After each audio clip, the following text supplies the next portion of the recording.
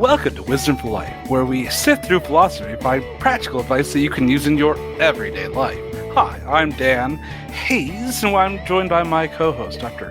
Greg Sadler. Today we're going to talk about returning to the land of the a-holes. And we're probably going to use that euphemism throughout this so we don't offend any listeners. But what we are talking about, I think you know the term, everybody knows it. And we're looking at a special kind of Reddit post, which I hope everybody's familiar with because they're really quite cool. You know, we don't just talk about them on the air. We read them all the time off air. At least I certainly do, because they're often quite funny and thought-provoking.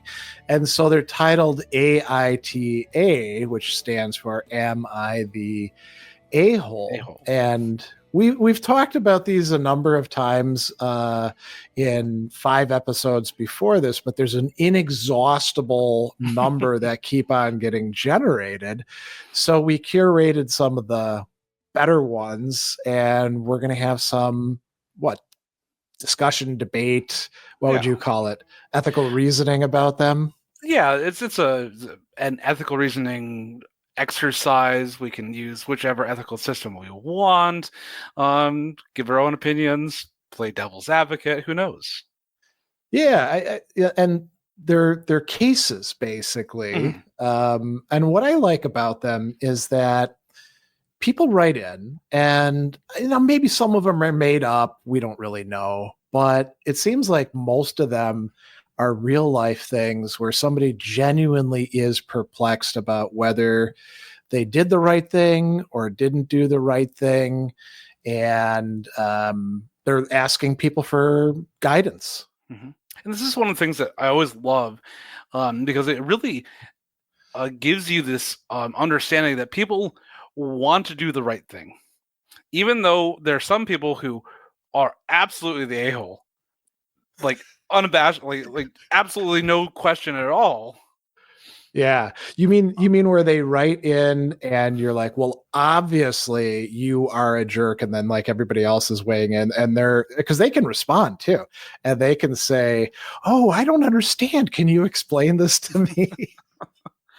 But just like the fact that like there's a lot of people that, they're not reading the room, or they didn't have some bit of like teaching or something that like results in like, oh yeah, hopefully the people that like everyone's like, oh man, you are really the a-hole in this, actually like take it and use it as a time to reflect. But just the fact that people see themselves as the good guys, even when they are doing stuff that is absolutely reprehensible.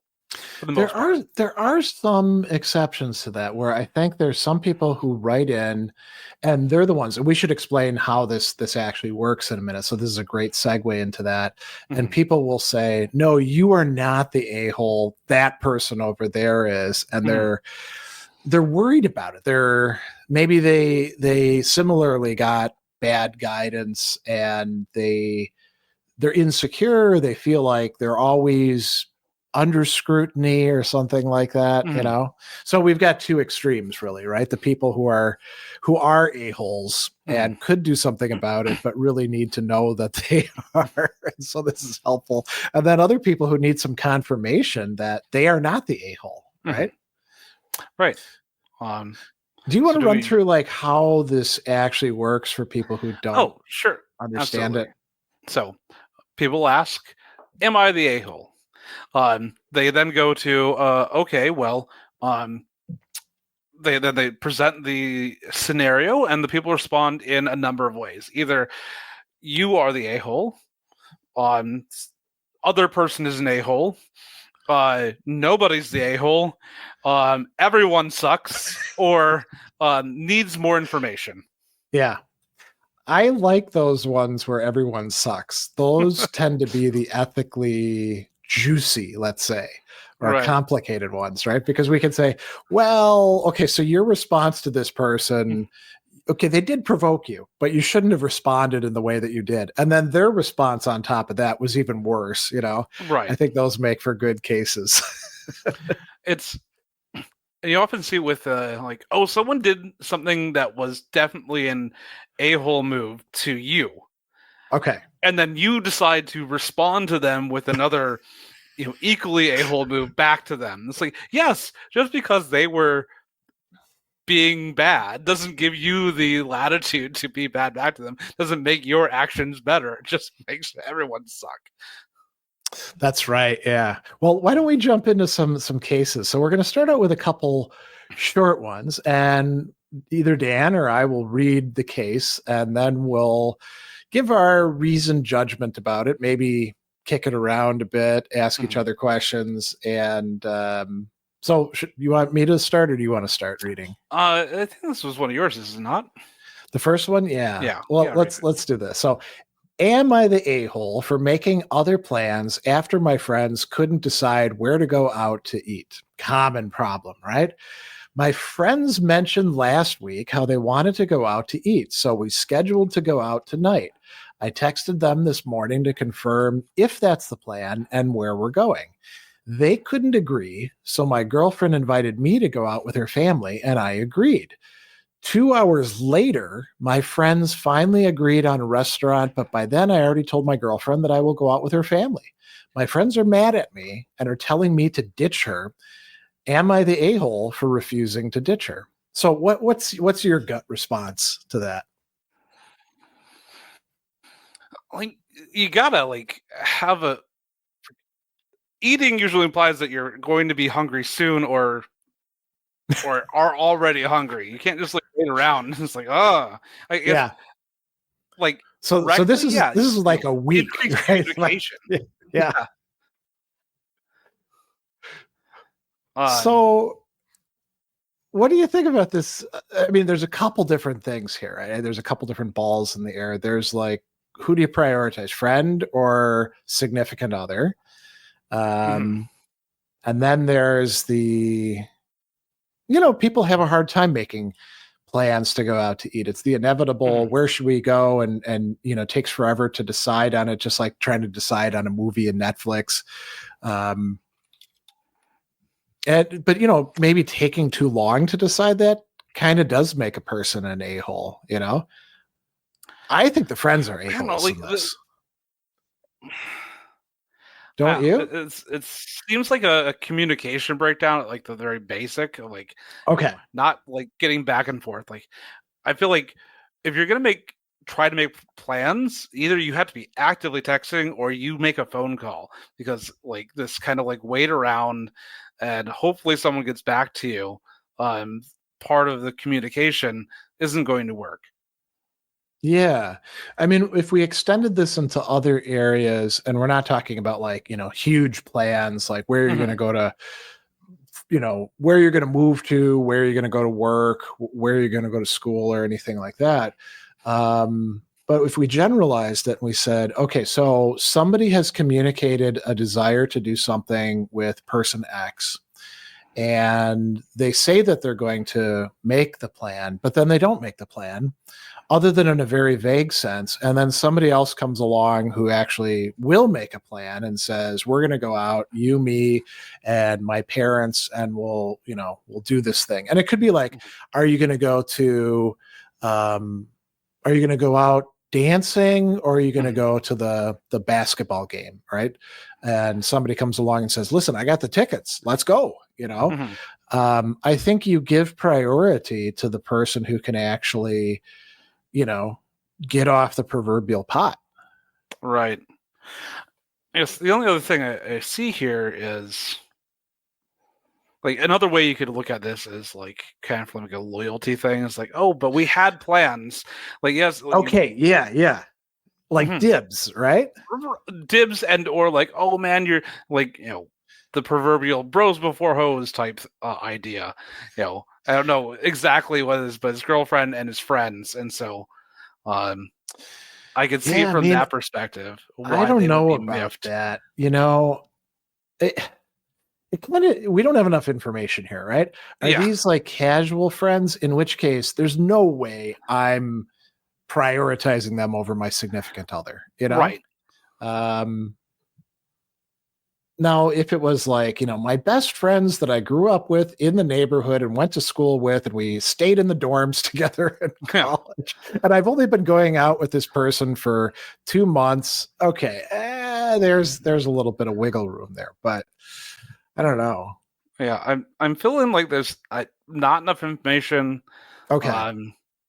Like if there was like an actual like, hey, we're gonna meet at Joe's Spaghetti, restaurant Ranch. at 7:15.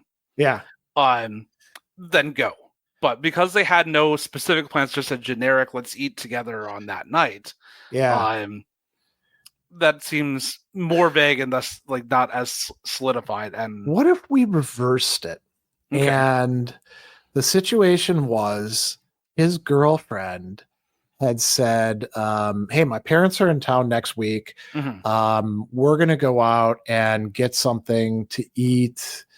TBD. We'll figure all the details out then. And then she doesn't get back to him. And his friends are like, hey, man, let's go out and have some beers or shoot some pool or, go see a movie or something like that. Mm-hmm. And she hasn't gotten back to him at all. Mm-hmm. Would it be okay for him to say, well, solid plans versus vague, promises, or would we see that one differently because it's a girlfriend and her parents? I think it would be, we'd see that much more, especially if like it's some of the first times you're meeting her parents, and if you're like flaking out on that type of, it's like, no, that's going to look real bad from like if you're trying to maintain a good relationship with them. I guess if you put into like the Stoic ethics, like the reputation isn't important, but also keeping plans is.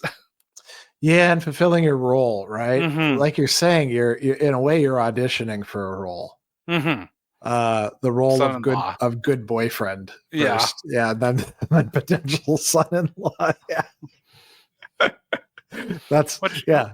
Potential son-in-law might have lots of benefits, depending on the the wealth of family. You're married into a family. There might be lots of benefits. That's true. Although they also have a proverb about that.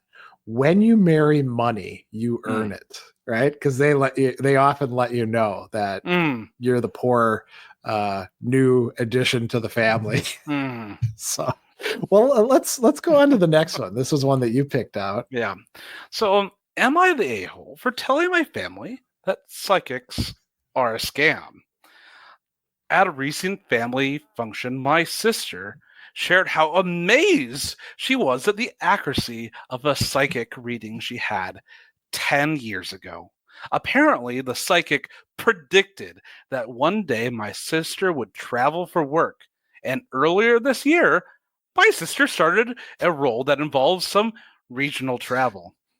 I laughed out loud and said that traveling for work isn't a difficult thing to predict, and then she shouldn't attribute her success at work to the ramblings of a scam artist. The atmosphere got very frosty, and I found out that every member of my extended family sees the same psychic several times a year. Now everyone is upset for me for calling it a scam and having asked me to apologize. Am I the a-hole? What's your first take there, Greg? Well, so I have a couple things that come to mind. I mean, one is that like at the end, right? The family's upset with her for calling it a scam and they've asked them to apologize. And I think that they could apologize, but they don't have to apologize for thinking it's a scam. They could just say, listen, I'm sorry I offended you, right? And that would be fine. But I mean, it is like a typical like let's believe in nonsense sort of thing. And I wonder, if you see people buying into things that we don't think are rationally founded, is there any sort of, on the one hand, you could say like a duty, which is a strong moral obligation to say, well, that's not true, and that's not good for you. You shouldn't spend money on that sort of thing. Sort of like if you know that people are, I don't know, shooting up with bleach or something, for some weird health reason, you should be like, no, that's a terrible idea. Don't do that. Or should we just think about it like in terms of the ethically permissible? Is it okay to say, yeah, I think that's BS. I think you're getting scammed there. The laughing thing, when I saw that, I was like, well, it's probably bad to like laugh at them. And then I thought, well, no, if you actually don't believe in it, why not laugh at it?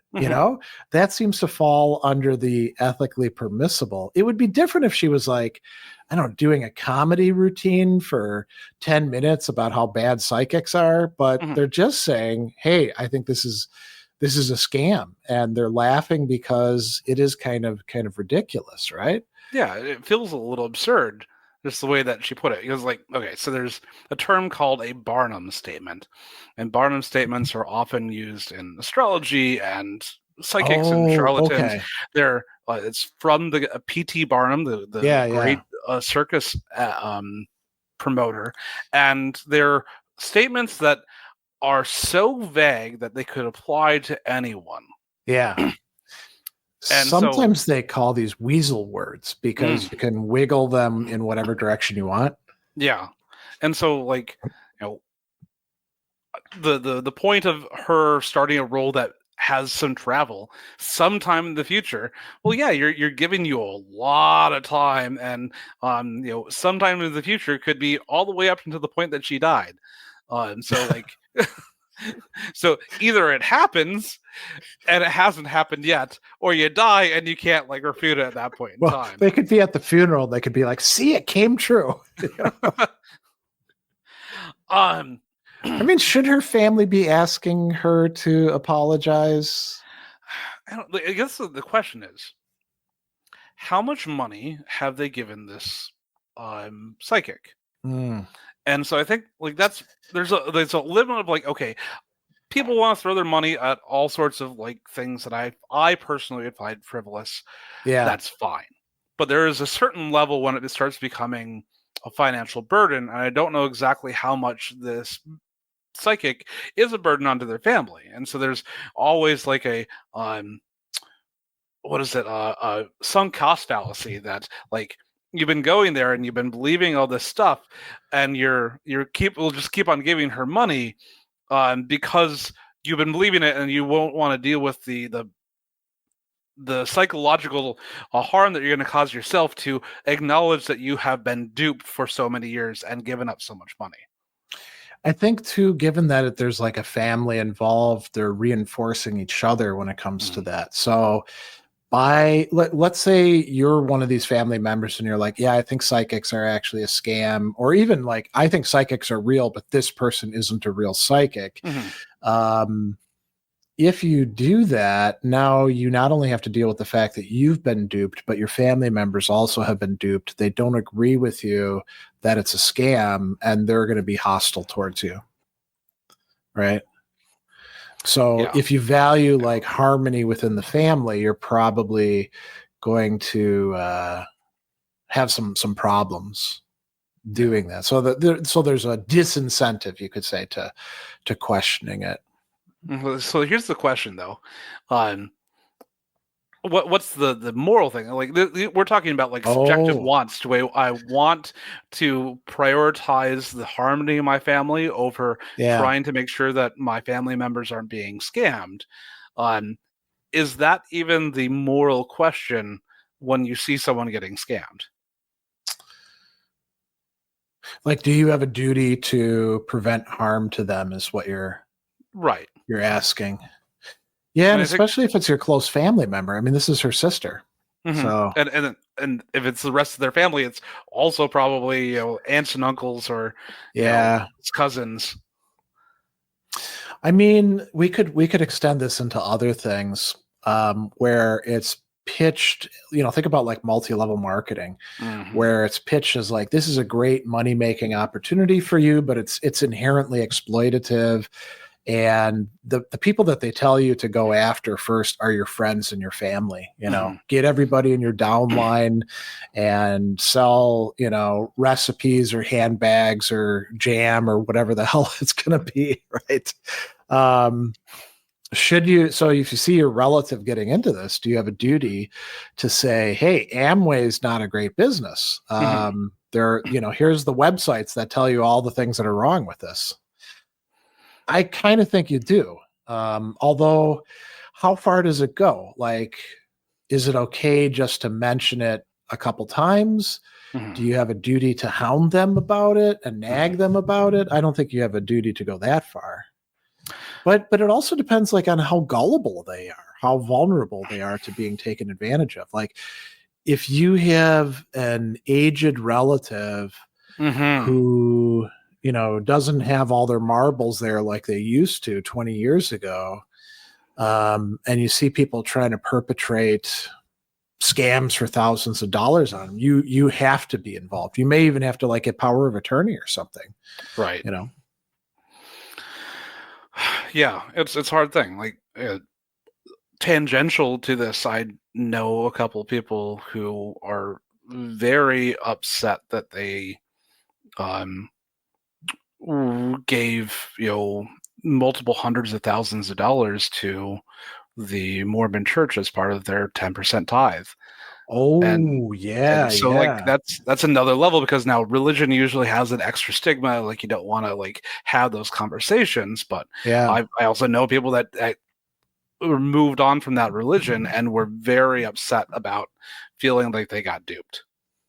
Yeah, and that nobody else intervened and said, "Hey, what's going on?" Yeah. Maybe a better, or more palpable situation is Scientology, which is much more I'm just going to extract as much wealth from you as possible. Yeah, and I mean, there's enough documentation out there about how exploitative it is and how dangerous the tactics that they use are going back decades. I remember when Time Magazine ran, and it was either Time or Newsweek ran an expose on them in the 90s, and they went into great detail about how they were going after people and using legal tactics to bankrupt opponents and try to silence reporters. And I was like, wow, that's pretty bold, because the Scientology people are coming right after these reporters who just issued this report. So yeah, I think there is a line in which it's harmless fun to being a problem, and it's the same thing with potentially gambling or something. Yeah, that's an interesting point, right? Because as we were reading this, and I was thinking about, okay, going to psychics and all that, how do psychics protect themselves from lawsuits? They say, well, this is for entertainment purposes only. That's what gambling stuff does too. I mean, all these apps now that are out there and sites, they all say, oh, it's just for entertainment purposes. And then they'll have if you have a gambling problem, go to this page here, but they're raking in, that's just tons of money. Yeah. So not to get too bogged down in one particular thing, I guess if you feel like someone needs to have an intervention at that point in time, I feel it's your moral duty, especially as a member of the family, your role within that family, role ethics, to try to protect your other family members. I think that's right. Yeah, that's actually a good guideline. We could say if you're wondering whether you should have an intervention, you probably should.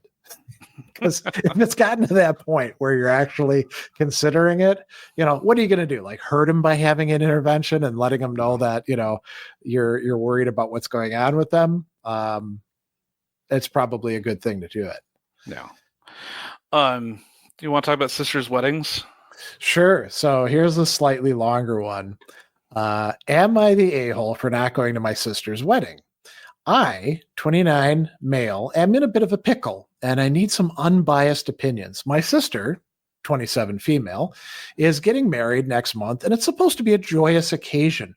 However, there's some serious family drama that's making things complicated. To give some context, my family has always had a strained relationship with my wife, 30 female. They never really approved of her, and there have been countless passive aggressive comments and cold shoulders over the years. My wife has tried her best to be polite and cordial, but it's taken a toll on her. Recently, my parents went a step further and openly criticized my wife during a family gathering, blaming her for driving a wedge between me and them. This led to a huge argument, and I defended my wife, which only escalated the situation. My sister was present and didn't intervene or support us, which hurt even more. Now, with the wedding approaching, my wife feels extremely uncomfortable attending, and honestly, I don't blame her. She's been treated poorly for years, and this latest incident was the last straw. I told my sister if my wife isn't welcome, I won't attend the wedding either. She's upset and claims that I'm being unreasonable and ruining her big day. Am I the a-hole for deciding not to attend my sister's wedding to support my wife? I love my sister, but I feel like my loyalty should lie with my wife, especially given the circumstances. So what do you think? So reading through this a second time, I noticed that it wasn't that she was asked not to come to the wedding. It was that she made her own decision. And so that kind of changed my initial impression versus this time around. Because if like they'd said like, oh, we don't want your wife at the wedding, I'm like, yeah, you're totally justified in that. Would be really weird though. We don't want your wife, but we want you, you know? Yeah. But I've seen some weird stuff like that in some of these before. And so maybe that's what is glomming onto. I guess my first impression is I don't know enough. There's literally says years of this going back and forth. What the heck is the core issue here? I see what you're saying. We know that there is an issue. We don't know what it is. Yeah. Right. I mean, I think if we take the person at their word, we do know some things. So they didn't approve of his wife. There have been a lot of passive aggressive comments and cold shoulders, and the wife tried to deal with it. And then I think for me, part of what decides it is the fact that the parents didn't just criticize her, they're criticizing her specifically for driving a wedge between the husband and the parents. Mm-hmm. So they're pushing in an interpretation of what's going on that makes the wife the bad guy, you know? Right. And there's nothing to really support that. It sounds like she's been accommodating, but they don't want to play ball, so to speak. So yeah, like if given at face value, if she's actually not done anything, then yeah, like the treatment that she's beginning is not warranted, and they, I guess I would feel like I'd have to be loyal to my wife there and like support her if the rest of the family is either publicly attacking and or not supporting in time when they are being attacked. Yeah, I think it is a question of loyalties, and it is a tough one because it's family versus spouse. But and it would be different if like the spouse was somebody who you're like, you know, I can see why they criticize them, you know, because they got a drinking problem, or, you know, they go to weddings and then they try to upstage everybody by, you know, like my wife will wear a white dress and, you know, when you're not supposed to. Right? If it was something like that, okay, then you could be like, okay, maybe you do not bring your spouse to the wedding. But in a case like this, with what we've got, I think, yeah, you favor your spouse over your nuclear family, you know? Yeah, I guess this is why, like, if I'm talking about my wife, I don't want to publicly criticize her in a public forum like this. Like, I don't want to air the same laundry. So, like, I read this as him glossing over whatever is the issue, and like it could be exactly. So to you, it's suspicious that he doesn't say what they're criticizing her for. or anything. Like why? Okay, yeah. If it was actions that she did, then maybe there's some warrant or there's something there. If it was because they don't like her hair or like, I don't know, whatever thing that is not something specifically changeable about her, then yeah, that seems to be petty and not worth what they're getting at. Yeah. I mean, some families are just kind of clannish too. There's no way to like break in. My family on my mother's side is actually the opposite, and it sometimes scares people who are used to much more cloistered families. So this is a total side note, but the Lemrys family is gigantic and super welcoming, and they're sort of like the Borg. They will assimilate you. And some people come in and they get all these really warm welcomes, and they're like, oh, so you're dating so and so. Oh, it's so cool that they brought you to the family reunion or this get together, this party. Come on in, have a plate. What do you want to drink and all that. And some people are like, oh, I don't like this. This is too touchy feely. This is all these people are in my face and in my business. And other people are like, oh, this is awesome. I wish my family was like this. Because they're not, and it doesn't mean that everybody loves everybody. There are some people who don't like each other, but it's a big enough network that if you're at a party and you don't like somebody, you just stand on one side of the room and they stay on the other side, and you don't talk to them. Right? Because you got 20 other people you can talk to. Right. I don't know. I guess I feel like there's not enough information on face value. He's not the a-hole. But I have a sneaking suspicion there's something else there. Yeah. Okay. Yeah, I can see that. Do you want to do the next one, the one that you picked out about the other choice that has to happen? Are you talking about the college friends one, or no, the one right after it? Oh, sure, yes, sure, I will do that. Am I the a-hole for making my husband choose between the other person and my daughter and me? Need to know if I'm the a-hole. We've been planning a trip overseas. Me, 48, husband, 59, son, 26, daughter, 14, stepson, 27, and stepson, 29. All the sons work, so it's difficult for them to be able to get off at the same time. But it worked out. This is going to be an amazing trip. Plans were to put the boys in one hotel room and me, husband, and daughter in a room. The problem, we were out to eat tonight with the oldest son and his fiancée. They don't live close to us, so they've only interacted with her maybe 4 times. And the husband just casually invited her to our family vacation. He told her the dates. She checked her calendar and she said that she would be able to get time off of work and would love to come with us. He did not discuss this with me beforehand.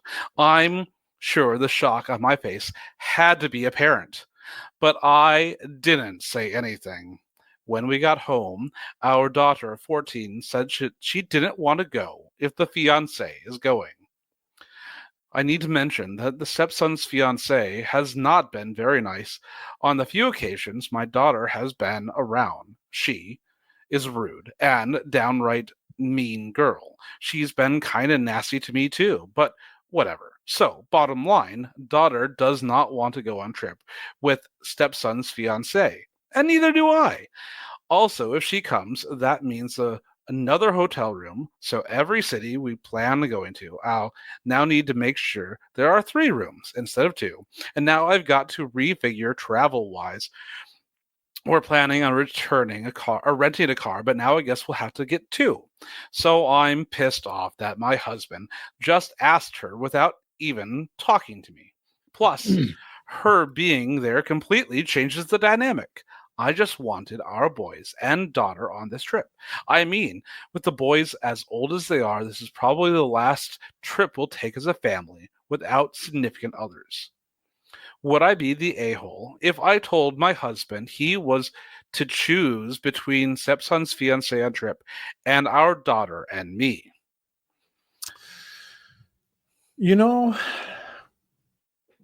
My initial inclination, given that question at the end, is to say, yeah, you'd at least be half of an a-hole Mm-hmm. to do that, because you could have picked better ways to do it, you know? Ultimatums are not usually a great way to resolve conflict. Yeah, I'm kind of curious. So there's that earlier thing where she says, I'm sure the shock on my face had to be apparent, but I didn't say anything, right? So she had an opportunity to say something, and she's expecting her husband to be a mind reader, or at least facial expression reader. And I'm reminded of, like, I've had significant others where they'll like make facial what would you call them? Like expressions. I was going to say gestures, but that's kind of wrong. Although sometimes they'll make gestures too. They're like looking over there, or something like that. And I'm like, you got to use words, because I don't know what the hell you're trying to tell me here. Are you happy? Are you sad? Are you surprised? I don't know what's going on. And I don't know are you mad? I don't know what you're mad about. So I think the fact that communication isn't happening when it should, that's a significant problem. And then not communicating and then imposing an ultimatum, I don't know, that I think that is it's minor grade a-hole behavior. Right. Good old Zeppelin reference here again, communication breakdown. Yeah, there you go. But I picked up exactly the same thing where you were, where she's making facial gestures or expressions, as you said, to her husband, and I'm like, I've been really, really dense in the past. It is, and you cannot expect your significant other to be a mind reader and have a proper working relationship. That just does not work long term. Now, usually doesn't work short term. That said, I think the husband is also an a-hole. Oh, totally.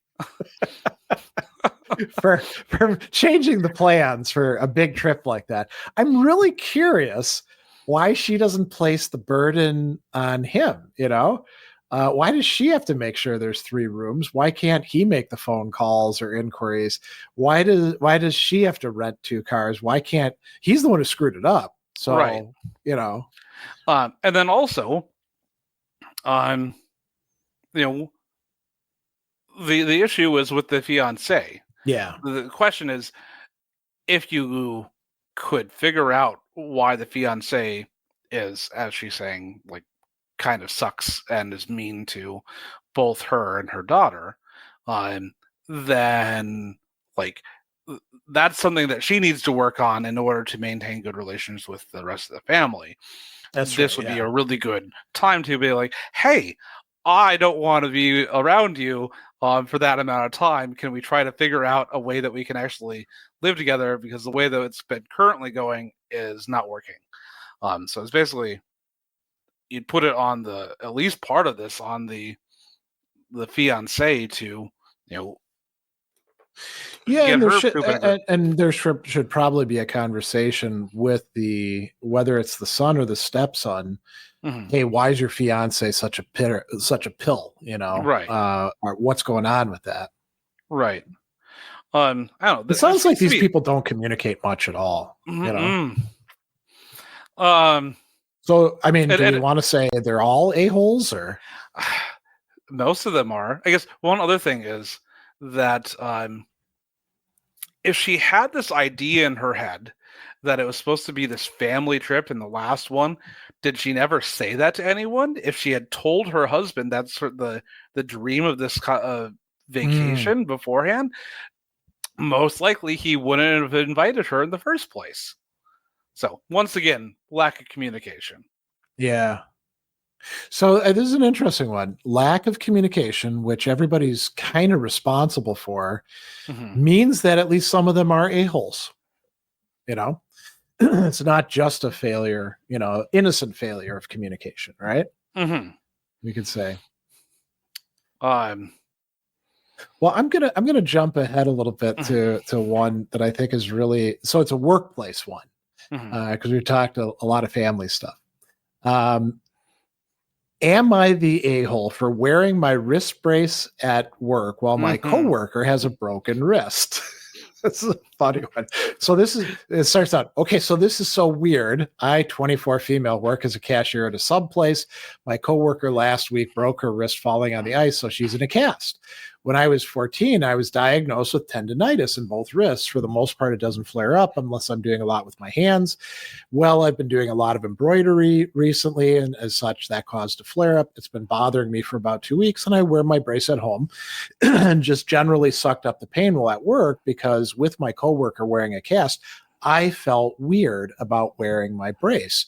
Yesterday, it was bad enough I had to wear it at work as I'm putting my stuff down and getting ready to start my shift. Another one of my coworkers, who I'll call Lisa, started to glare at me and asked in the usual snobby tone, "What is that for?" So I told her about my tendonitis and what it was.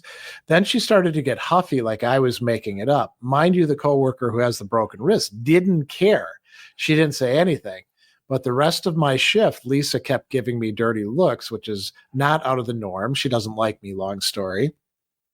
Close to the end of my shift, I had to use the bathroom.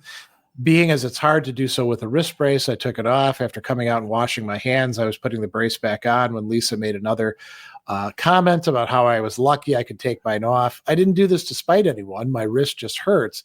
But now I'm getting ready for another shift and trying to decide if I should just suck it up and go without my brace at work. So what's your take? Well, I'm going to call her Lisa Huffington because she's in such a huff. Is an a-hole. Yeah. Like, just straight up. Like, she's offended on behalf of someone else who isn't offended about something that you shouldn't be offended about. Yeah. And she's a busybody too, you know? It's none of her damn business. I mean, medical stuff these days. I mean, it used to be in the past before HIPAA became kind of a prevalent concept. I think a lot of people thought it was okay to pry into everybody else's medical business. But I think it's perfectly fine these days to say, I have a medical condition and I don't have to discuss it with you. So buzz off, you know? Yeah. Like once again, if we're taking things at face value here, it seems like Lisa has a beef with the so this is like a pretext, you're thinking? Yeah, because she said that she usually is with the usual snobby tone. Yeah. So it seems like there's already, I don't know, either beef or just like Lisa being upset in a general like day-to-day aspect of her life. I don't know. It's wouldn't make my workplace enjoyable having to deal with her. Well, and I'm it's a little concerning that this person, and she's pretty young, so 24, is worried enough about it that she's in pain and doing a job. She's working in a sandwich shop, sub place. You're working with your hands all the time, and she's thinking about not using something that will actually alleviate her pain. Yeah. No, it's like, obviously Lisa's the a-hole here. I guess I want to grab like a context, not context, like a moral system to kind of like put this on. And let's grab utilitarianism here. Yeah. So you thinking that someone is like, I don't know, I guess the only thing I can think of is like in her mind, outside of her just being kind of a busybody, is that like she's trying to like steal the thunder or the of the feeling, making people like fawning over sympathy. Someone that's hurt. Yeah, the sympathy. Oh, she's trying to steal the sympathy from this other person. And I was like, who thinks like that? And shouldn't it be like you just have enough sympathy for a number of people if they're actually hurt? Yeah. People who believe that everything is zero sum, right? Yeah. Or people who are used to like being the center of attention themselves and maybe projecting it. I think that's right. What if two coworkers had fallen down and broken their wrists? Would she be like, well, one of you needs to take the cast off because there's only enough sympathy for one of you, Right. I don't know. It's like, okay, the major idea in utilitarianism, yes, is the greatest amount of happiness for the most amount of people, right?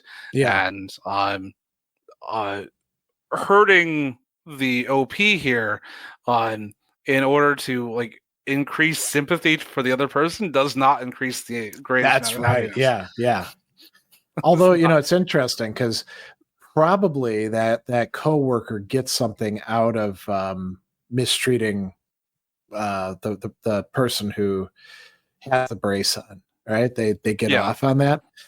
Not enough where the utilitarian would be like, well, I guess if it's really enjoyable for them, they can bully them all they want. yeah, But there's something there. You can ask, why do they do that? Um, I mean, thinking about it from like a deontological, so like duty-based perspective, the busybody probably is pretending or projecting that like I have to stand up for this other person who doesn't seem to care and criticize the person who is stealing her um, wrist broken thunder or whatever we want to call it, right? So she probably sees right. herself as like a moral crusader, but I mean, we could actually say there's a duty not to be an a-hole, and certainly not to be an a-hole unnecessarily.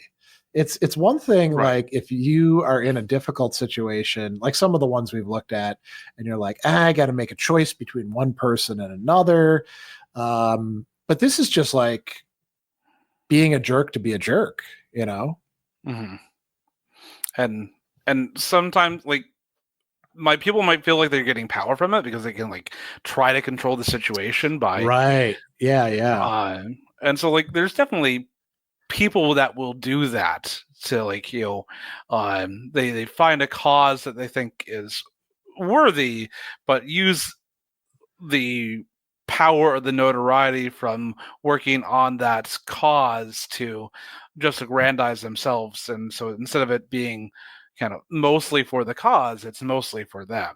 Yeah. So there we can talk about motives and which motives are praiseworthy and which motives are blameworthy or Mm-hmm. criticizable. I think that's a good distinction. Yeah. Yeah. Which one do you um want to do next? We got so many different cases we can pick from. right. um Any that's really jumped out at you? I don't know, I guess the bringing something up from a friend 2 years ago. Okay. Yeah, that's a good one. All right. So, am I the a hole for bringing up something my friend said 2 years ago? My friend got offended at something I said 2 years ago. She began cheating on her husband. That same year, we went on a trip together where we bumped into an old childhood friend, and she almost cheated with this other guy. She didn't, and I was mad at her. When we came back from our trip, I basically told her that she was wrong and whatnot because she was married. Anyway, that was around 2 years ago. Since then, she's been cheating on her husband with multiple men. Supposedly, she separated from him, not legally, and they are not together for several months now. At this point, she never listened to any advice I've offered or any help or suggestions. I hear her vent about her lovers and her adventures with them, and that's about it. This week, she traveled again, and she posted a picture on her story with the same childhood friend from 2 years ago. I responded to her story with a smirk, assuming since they have unfinished business, she would probably go for it now since she is no longer with her husband. She got very upset at me and said that she was a long time ago, and that was besides the point now. The irony of this is the first man she cheated with back then, she stopped that year and then met up again with him like a year later. She always jokes around and uh, gleams about her lovers. I don't know why she used the words gleams there. My smirk emoji reply was just because she jokes about it so much. I don't see any harm in mentioning her and her childhood friend have unfinished business. I'm going to go out on a limb here and say that these people are not actually friends. Not anymore. Well, I don't think they were friends. I mean, it sounds like people who just hang out together, don't really like each other that much, enable each other to some degree, buddies maybe, but I don't think they're friends. I mean, it's funny because she talks about, so where is that? I hear her vent about her lovers and her adventures. I listen to them. She never listened to any advice I've offered or help or suggestions. She's joking around all the time. So it doesn't sound like these two actually enjoy each other's company all that much. The one thinks that her friend is wrong for cheating, which I think she's actually correct about. Certainly while she was married, she shouldn't have been cheating on her husband. But she she leaves it at, well, I'll just say that you shouldn't do that. And then she doesn't do anything else, and she lets her friend tell her all the stories about, this guy, that guy, and tell jokes and stuff like that. So I don't know. I think they're both probably a-holes in this. I'm feeling like, okay, why is the cheater here like recounting all of her, say, sexual conquests? Yeah. Is it to try to validate the things that she's doing to someone else, to like hopefully get some reciprocal validation back? Okay. Yeah. And yeah, as you say, like, why are these people friends? Like, what is it that they like about each other? Because it seems like she's always talking about these things. She obviously disapproves. If the OP, or if the cheater knows that OP doesn't like the cheating, then why is she telling her about the cheating all the time? Yeah, and if she is like being the moral voice, then why is she sending a smirk emoji, basically sort of like saying, "Oh, that's just so and so," and she does that sort of thing. It seems like she wants to have it both ways, and it strikes me as so her friend's angry with her for something that they said years ago. I'm sure that there's other things they're mad at each other for, Sure. And it's like, it's not like she said like something like, "Oh yeah, you shouldn't have cheated," and then she makes a smirk, and so she was the one that was bringing it up again. That's I don't right. know, Yeah. like it wasn't like totally out of the blue that she's like, "Oh man," I don't know, like this is just super. It would be like if you had an alcoholic friend, right? And a beer commercial comes on, and you're like, I bet you'd love to drink that stuff, wouldn't you? And then your friend is like, hey, but it would be like your friend is, hey, I'm in a 12 steps program. Right. I mean, like, you're currently drinking that same beer, and it comes on. It's like, hey, I bet you'd like to have one. Oh, you got one already. Ah. Yeah. So, something. Actually, I don't. Not just something. Some things don't add up in this. I think.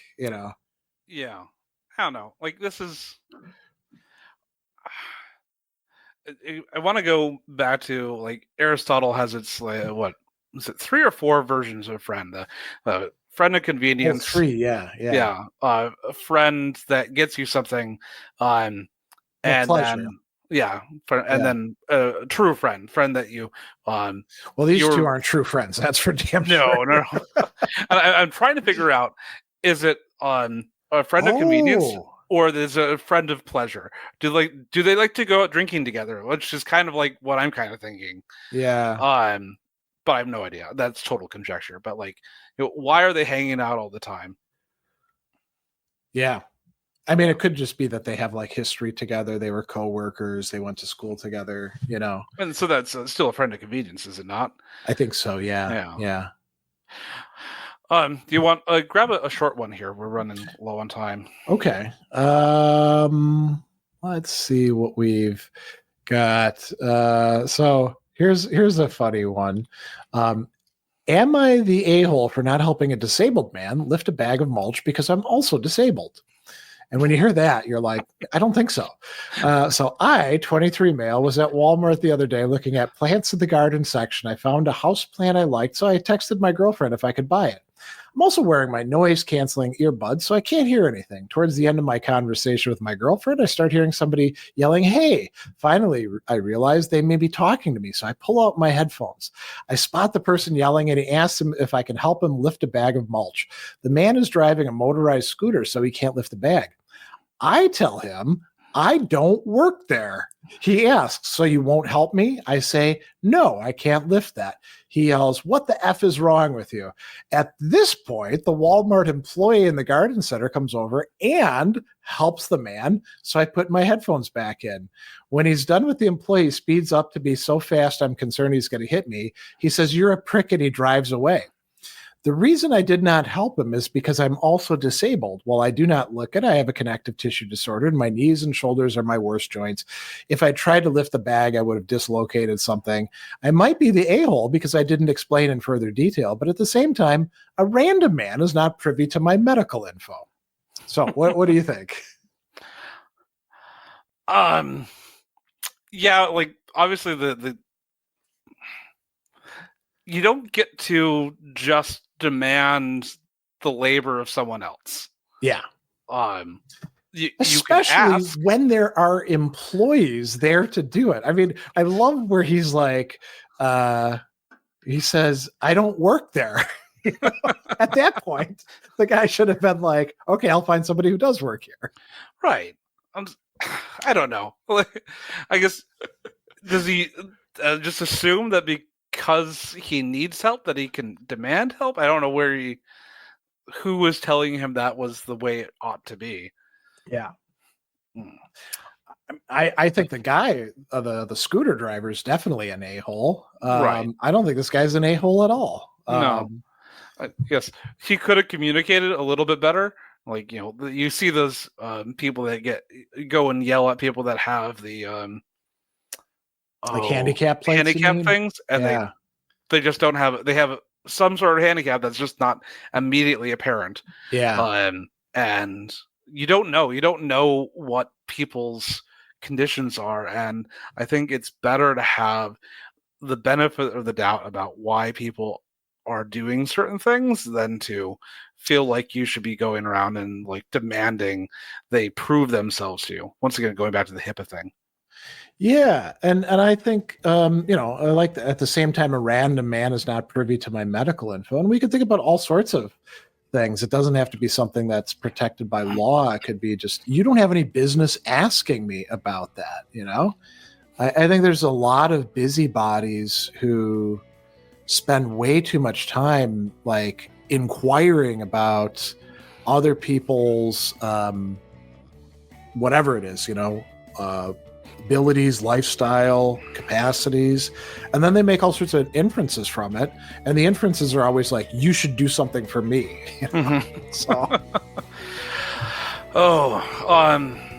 yeah, so I guess this comes to the end of the show here, and so I guess we're going to leave you with the words Matthew McConaughey. I don't mind a-holes. It's the dorks I don't trust. The dork is the one who's trying to be whatever he thinks you want him to be. I trust the a-hole because where he's gonna stand.